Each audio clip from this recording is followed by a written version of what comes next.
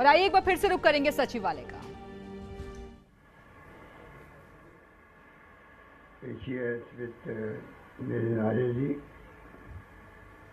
प्रमुख सचिव यूपी श्रीमती रोली सिंह जी, सचिवालय कर्मचारी संघ के अध्यक्ष पंकज कुमार जी, सांस्कृतिक मंत्री सुश्री निकिता अग्रवाल जी,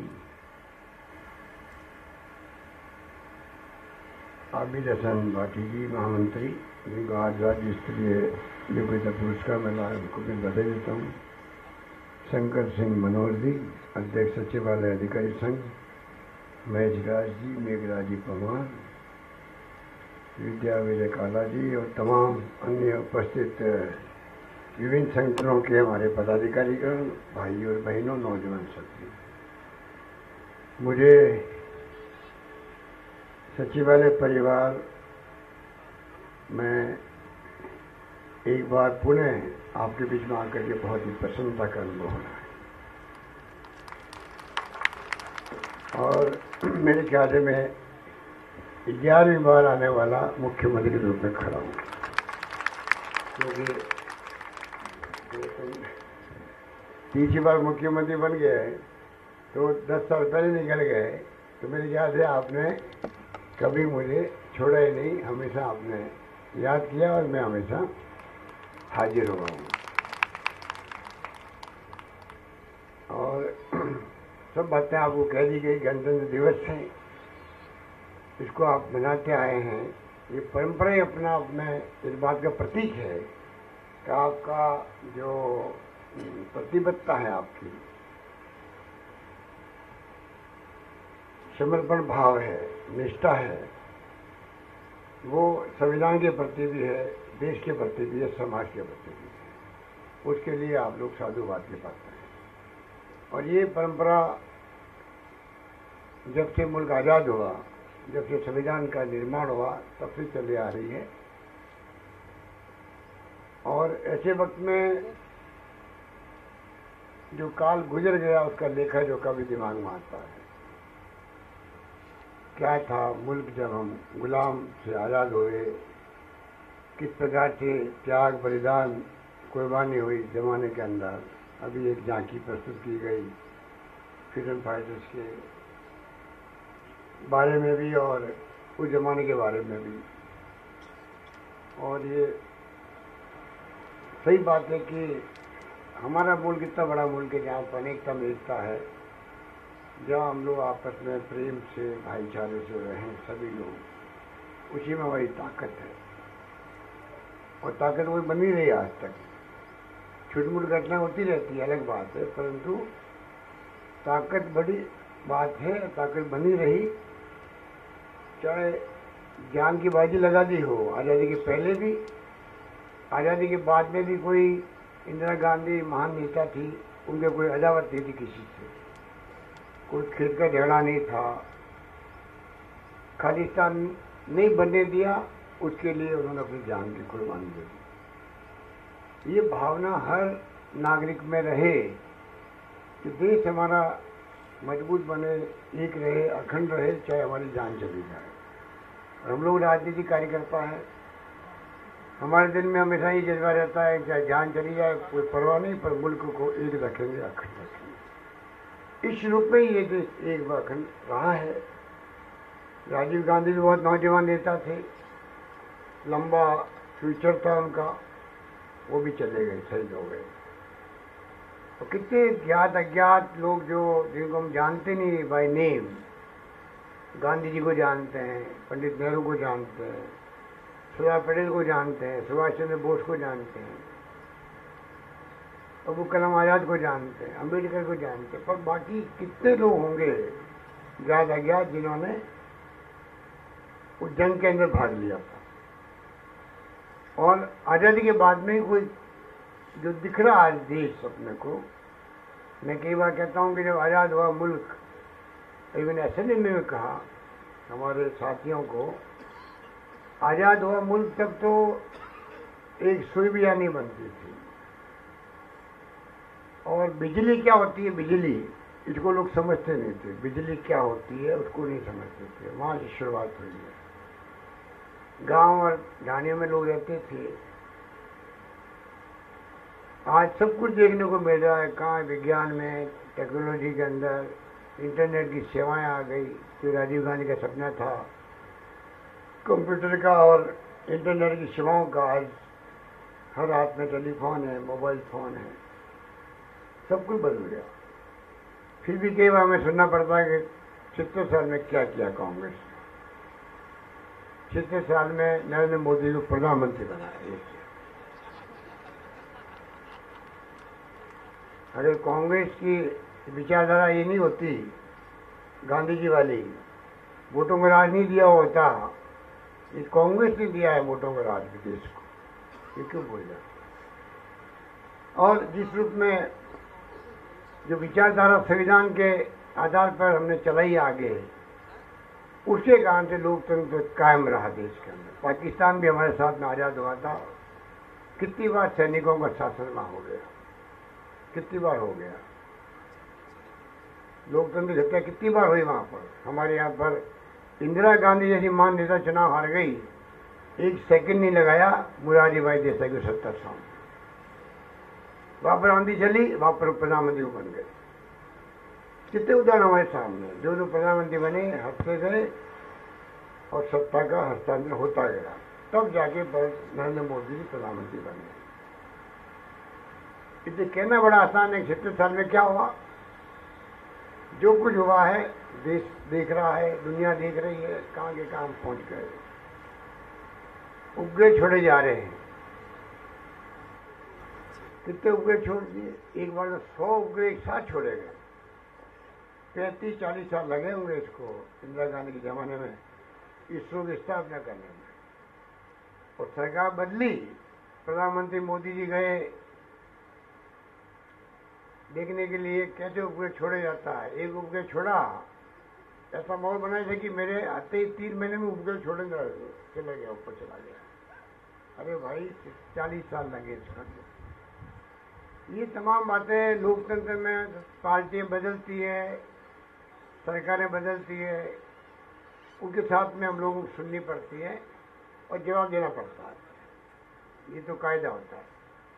पर मूल भावना है कि हमारी किसी अदावत किसी से नहीं है। जैसे राहुल गांधी कहते हैं कि हमारी अदावत किसी से नहीं है। विपक्षी पार्टी है, वो अपना काम करे, वो भी रहेगी। उनको किसी ने सवाल पूछा बीजेपी आरएसएस के बारे में, उन्होंने कहा नहीं, वो रहेंगे देश के अंदर, उनकी जगह वो अपना काम करे। पर मैं देखता हूँ कई बार कांग्रेस मुक्त भारत की बात कर रहे थे। मैंने कहा कांग्रेस तो कभी मुक्त होगी नहीं, कांग्रेस मुक्त की बात करने वाले खुद मुक्त हो जाएंगे, ये मैं कह सकता हूँ। और आप देखेंगे, आपको देखेंगे किस प्रकार से मुल्क नहीं चलता। कभी घृणा से, नफरत से, अविश्वास से, हिंसा से मुल्क नहीं चलता है। तो कोई पार्टी राज करे, मुल्क चलेगा प्यार से, मोहब्बत से, भाईचारे चलेगा। इसलिए मैंने कहा अदावत किसी से नहीं होती, व्यक्तिगत लड़ाई की, जहाँ विचारधारा की लड़ाई हो, कौन नीति अच्छी बनाता है, कौन देश के सामने रखता है, किसके कार्यक्रम अच्छे हैं, मुल्क के हित में हैं। आप बताओ मुल्क के लोगों को, और माई बाप आप लोग बैठे होते हो, फैसला आप करते हैं, जनता करती है, मतदाता करता है। जिसके पक्ष में करता है वो जाके सत्ता संभालता है और अपनी नीतियों को, कार्यक्रम को लागू करता है। इसलिए अभी जब सीएस कह रहे थे कि मैनिफेस्टो 20 साल पहले मैं बना था मुख्यमंत्री,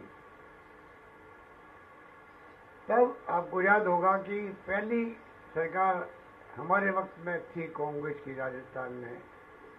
इसी सचिवालय में बैठ करके हम लोगों ने, देश में पहली सरकार थी जिसने मैनिफेस्टो को पहली कैबिनेट में प्रस्ताव पार करके उनको सरकारी कार्य योजना का नीतिगत दस्तावेज बना दिया उस जमाने के अंदर। दूसरी बार आपने मुझे मौका दिया 8-9 में, तब भी हमने ये काम किया। और तीसरी बार अभी हमने नीतिगत दस्तावेज बनाया। इसके मायने बहुत बड़े होते हैं। चुनाव के पहले हम मैनिफेस्टो निकालते हैं, वादा करते हैं आप लोगों से, हम ये करेंगे, ये करेंगे, ये करेंगे। चुनाव के बाद में जनता ही भूल जाती, मैनिफेस्टो को भूल जाती थी। पार्टी भूल जाती है, सत्ता में आने वाले लोग खुद भूल जाते थे। हमारा प्रयोग था जिसने आज मैनिफेस्टो की क्रेडिबिलिटी बढ़ा दी देश के अंदर। आज देश में मैनिफेस्टो की बात होती है, मैनिफेस्टो को लोग याद करते हैं, याद रखते हैं, और सरकार में होते हैं उनको याद दिलाते हैं कि आपने ये वादा किया, ये क्यों नहीं निभा रहे हो आप। दबाव सरकारों पे होना ही चाहिए, विपक्ष का होना चाहिए, तभी अच्छी गवर्नमेंट और अच्छी गवर्नेंस होती है। दबाव नहीं होगा, विपक्ष का नहीं होगा, जनता का नहीं होगा, तो डेमोक्रेसी के अंदर सबके सेव से सरकार चलती है। दबाव पड़ेगा, चाहे अधिकारी हो चाहे राजनेता हो, सबको महसूस होगा कि जनता का दबाव हमारे ऊपर है, विपक्ष का है, कोई कमियाँ रहेगी उसको दूर करना चाहिए। हमारा दिल और दिमाग खुला रहना चाहिए, विपक्ष की आलोचनाओं को बुरा नहीं मानना चाहिए, उसको वेलकम करना चाहिए, तब जाकर के आप अच्छी गवर्नेंस दे सकते हो। यही नीति हमारी रहेगी, ये मैं आपको विश्वास दिलाना चाहता हूँ इस मौके पर। बाकी तो सीएसए सब आपकी जो समस्या है, आपके ज्ञापन है, उसके आधार पर कई बातें कही। आप निश्चिंत रहें, 20 साल पहले से ही एक स्ट्राइक को छोड़ दो, महेश दास बैठा हुआ है, स्ट्राइक को छोड़ दो। उसके अलावा तो हमने हमेशा कर्मचारी हितों की बात करी है, कर्मचारी हितों की हमेशा कलम चली है, उनके पक्ष में चली है मेरी कलम। आप बैठे हैं, बता दीजिए आपसे कितना प्यार स्नेह रहा है सबसे, और महेश से तो विशेष रहा है। तो उस रूप में मैंने हमेशा रिश्ता रखा आप लोगों के साथ में, पर आपका दिल जीतने में मुझे 15 साल लग गए, 20 साल लग गए। इस बार चुनाव में जो आपका कर्मचारियों का जो सहयोग मिला राजस्थान में, पहले कभी नहीं मिला था। तो 20 साल लगे हैं, 20 साल लगे, और हमने कोई कमी नहीं रखी। जो आपने कहा हमने करने की कोशिश करी, क्योंकि आप तो सरकार के परिवार के अभिन्न अंग हैं, सरकार उसी से चलती है। ब्यूरोक्रेसी में चाहे ब्यूरोक्रेट हो, चाहे कर्मचारी हो, अधिकारी हो, चतुर्थ श्रेणी का कर्मचारी भी क्यों नहीं हो, सबके सहयोग से सरकार चलती है, ये हमारी भावना रहती है। उसी रूप में आगे भी ध्यान रखेंगे, आप निश्चिंत रहें।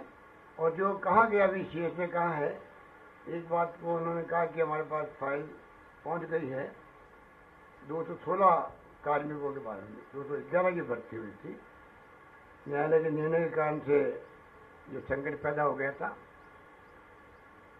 उसमें 38 तो आपके सचिवालय कर्मचारी हैं, बाकी राजस्थान भर के होंगे। तो वो भी उसको भी मैं आज इस फाइल को क्लियर कर दूंगा, और आपकी वो मांगे पूरी हो जाएगी। और मृतक आश्रित जो हैं, वैसे तो मृतक आश्रितों का हमने हमेशा प्रायोरिटी दी है नौकरी के लिए। 88 केसेज हैं जिनकी आयु में शिथिलता की बात है, उसको ही प्रदान कर दी गई है, मैं फाइल भिजवा दूंगा। बाकी इन्हीं शब्दों के साथ में मैं आपसे क्षमा चाहूँगा, मुझे जाना पड़ेगा क्योंकि मेरे प्रोग्राम और लगे हुए ना, लेट हो गया। मैं सचिवालय के अंदर यहाँ फिर मुझे टाइम लग गया, मुझे जाना भी है। और आज मेरे पिताजी का जन्मदिवस भी था, जो मतलब मैजिशियन भी थे, जादूगर भी थे। मैं कई बार कहता हूँ कि जादू तो मैंने किया है, अमित शाह के लड़के ने कैसे कर दिया था। 50,000 का 80 करोड़ कैसे बन गया। मैंने कहा भी उनको मैं पता कभी मिलना चाहूँगा उनके बेटे से, ये जादू मुझे भी सिखाओ, जब मैं नौजवानों को सिखा सकूँ कि 50,000 से 80 करोड़ कैसे बनते हैं। इसलिए मैंने कहा जादूगर तो मैं था, वो कैसे जादूगर बन गया, मुझसे बड़ा कैसे बन गया। आज उनका दिवस है, हमारे एक मित्र ने यहाँ पर प्रोग्राम रख दिया उनके नाम से भी, मुझे जाना पड़ेगा। तो इसलिए मैं सीएस से कहूँगा वो तमाम जो आपके अवार्ड जो है वो उनको वो वितरित करे। और अगली बार से मैंने ये भी कहा है कि जो 15 अगस्त आएगा या 26 जनवरी आएगी, आपका प्रोग्राम पूर्ण संध्या में होना चाहिए, पूर्ण संध्या में। हम लोग आएंगे, सांस्कृतिक कार्यक्रम देखेंगे, इनाम बांटेंगे, चले जाएंगे, तो आपका सांस्कृतिक कार्यक्रम पूरा चलता ही रहेगा। क्योंकि कब कब आप मिलते हो, और सबसे खूबी आपकी यह है कि आप अधिकांश प्रोग्राम सचिवालय परिवार के जो लोग हैं उनके परिवारजनों के माध्यम से आप करवाते हो। बच्चे बच्चे जो है आपके अपने होते हैं, तो ये बहुत बड़ी खूबी है। इसको और ज़्यादा बढ़ाओ, सरकार का पूरा सहयोग मिलेगा आपको, और आप पूर्व संध्या को ढंग से मनाओ 26 जनवरी को, 15 अगस्त को। ये मेरा सुझाव है, निर्णय आपको करना। यही बात कहता मैं अपनी बात समाप्त करता हूँ। धन्यवाद। जय हिंद। धन्यवाद।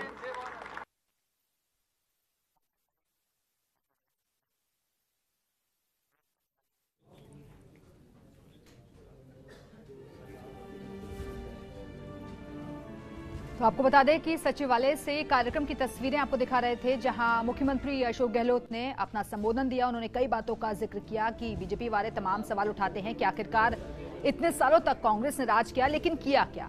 तो आज जिन ऊंचाइयों पर देश खड़ा है वो ऊंचाइयां कांग्रेस की ही देन है।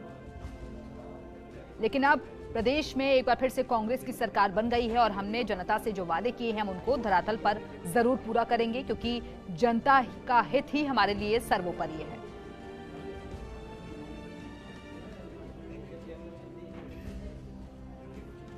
और ये स्मृति चिन्ह भेंट किए जा रहे हैं। ये मंच से लाइव तस्वीरें आपके सामने। इससे पहले सांस्कृतिक कार्यक्रम का भी आयोजन हुआ था और CSDB गुप्ता ने भी अपना संबोधन दिया, और उसके बाद ये देखिए गुलाबो जो है उन्होंने अपनी परफॉर्मेंस दी थी, और उसके बाद उनको भी ये पुरस्कार दिया जा रहा है मुख्यमंत्री की तरफ से।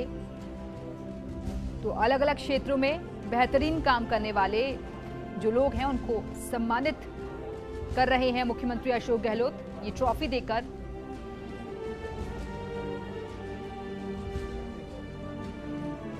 सचिवालय से ये लाइव तस्वीरें, जहां कई कार्यक्रमों का आयोजन हुआ और उसके बाद एक एक करके अलग अलग क्षेत्रों के जो लोग हैं जिन्होंने अपने अपने इलाकों में बेहतरीन काम किया है, अपने अपने क्षेत्र में उनको उत्कृष्ट कार्य करने के लिए सम्मानित किया जा रहा है।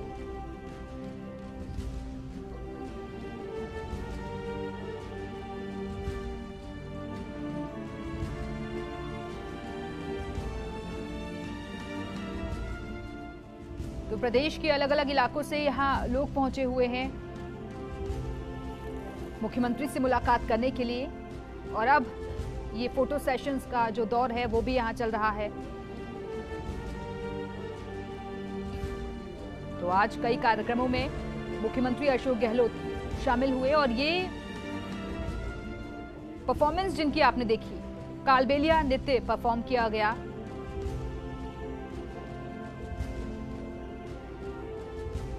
उनके जो कलाकार थे वो मंच पर नजर आए। हालांकि ये कुछ देर पहले की तस्वीरें हैं जब कार्यक्रम का लुत्फ उठा रहे थे मुख्यमंत्री अशोक गहलोत। उन्होंने अपने संबोधन में कई बातों का जिक्र किया, और ये अब मंच से नीचे आते हुए बाहर की तस्वीरें, जहां आम लोगों से भी वो मुलाकात कर रहे हैं, क्योंकि भले ही उनका बहुत ज्यादा बिजी स्केड्यूल हो, लेकिन आम लोगों से मुलाकात करना वो कभी भी नहीं भूलते। फिर चाहे अपने आवास पर आम लोगों से मिलना हो या फिर किसी कार्यक्रम के वक्त अगर लोग पहुंच जाते हैं तो उनके साथ भी बड़ी आत्मीयता के साथ वो मिलते हैं। और ये तस्वीरें आप सचिवालय से बाहर निकलते हुए मुख्यमंत्री की, जो कि अपने अगले कार्यक्रम की तरफ अब आगे बढ़ रहे हैं।